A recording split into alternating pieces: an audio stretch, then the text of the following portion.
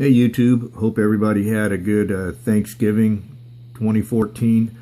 I want to talk about something today in regards to some videos that I've been watching and give you all some friendly advice. And I say friendly because now that I've been part of this precious metal community, stacking community for a little while, some of you I've felt as though I have almost developed friendships with, even though I've never met you.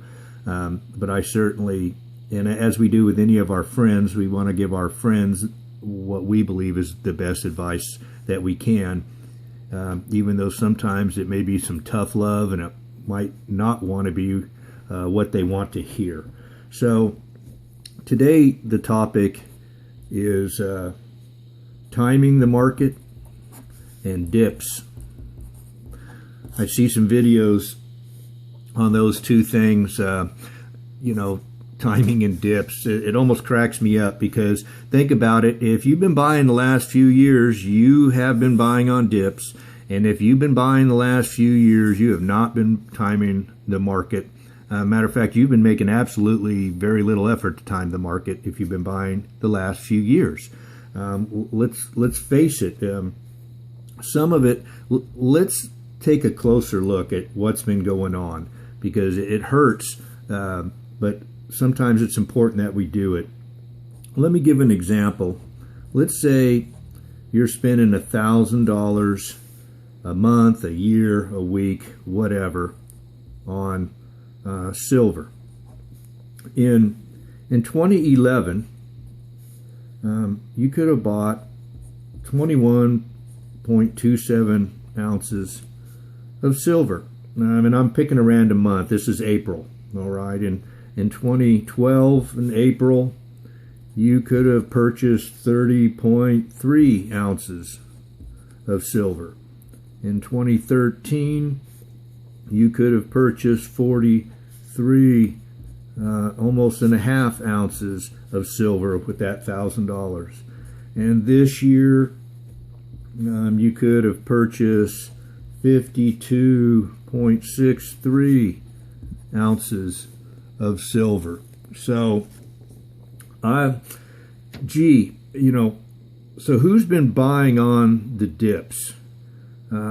Everybody's been buying on the dips because we all have been able to buy more and more and more over the last several years.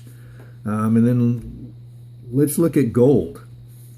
I know some of you are also, like me, like to dabble in gold.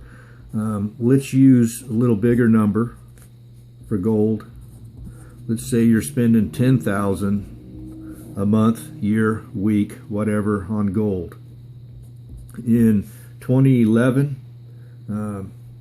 you could have purchased, once again using April, could have purchased almost 6.5. In 2012, you could have, in 2012, actually, it's one of the few times you could have purchased a little less, 6.17. 2013, you could have purchased 7.02 ounces.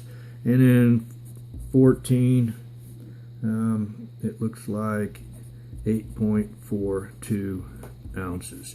So again, other than one little glitch, you're purchasing, again, you could have purchased more the later you waited, the longer you waited, the more you could have purchased. And I'm seeing no indications of that changing. The more I keep reading and the more I keep talking with people whose opinions, I value, I'm becoming more and more confident that this trend is still going to continue. It's amazing. Think about, everyone knows the salespeople and how much I don't like them. Think about during 2011, 2012, 2013, and 2014. What was their advice, right? What was their advice to all of us?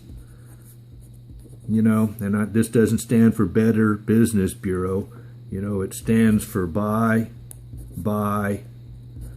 because that's what they want us to do. And so here's my pledge. I'm making an announcement. For 1 year from today, I am purchasing no precious metals, at least, let me clarify that, no precious metals as bullion purchases. Now, I might still pick up a numismatic play here or there.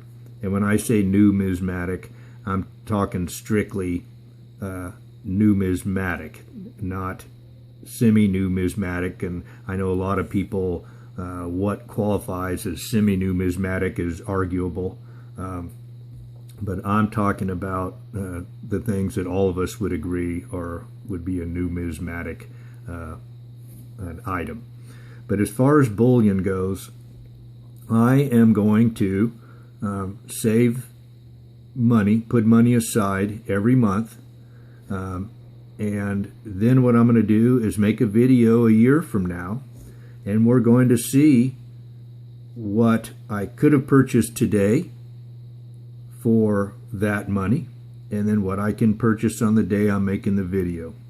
And my prediction is, based on these trends, and based on what's going on in today's world, when you're looking at what the dollar's doing, what the stock market's doing, what the Federal Reserve's doing, when you look at those things, I see nothing in the horizon saying, boy, I need to go buy it today. And so I'm going to be the sacrificial lamb. I'm going to miss out on the fun of buying over this last year or over this next year, and then we'll come back and see if I was right or if I was wrong. So I'll still be making some vids. I still have all kinds of stuff to show. There's all kinds of fun things you can still do without spending money every month. And then the one last thing I'll make, since I'm in prediction mode, the Swiss referendum, I think that's going to happen over the weekend, and I'm making a strong prediction. It will go down. It will not pass. The Swiss referendum is another thing I've seen a couple of videos on, and to me it's ridiculous. Just think about it. If you're familiar with, the gold referendum, it would require the Swiss National Bank to have, I think it's 20% of their holdings in gold, and they can never sell. They can never sell the gold if the referendum passes. They can never use the gold for collateral, and they can never use the gold to invest in the markets. So think about that. Think of you owning something that you can never sell, you can never use it as collateral, you can never invest it. How much value is that thing? That's right, zero value. We always talk about the intrinsic value of precious metals. Well, my gosh, can you imagine someone trying to tell you that here you have to purchase and store this stuff? By the way, you can never sell it, you can't use it collateral, you can't invest it. I don't see the good play in that. So that's my prediction, is that's going down in flames. So anyway, I hope I didn't offend any of my friends. I hope, I know this will probably draw for some really interesting comments, and feel free to go ahead and leave them. You all have a great year, and I'll still be visiting you, but I'll be piling up my fiat currency in the interim and spending it next year. Bye, YouTube.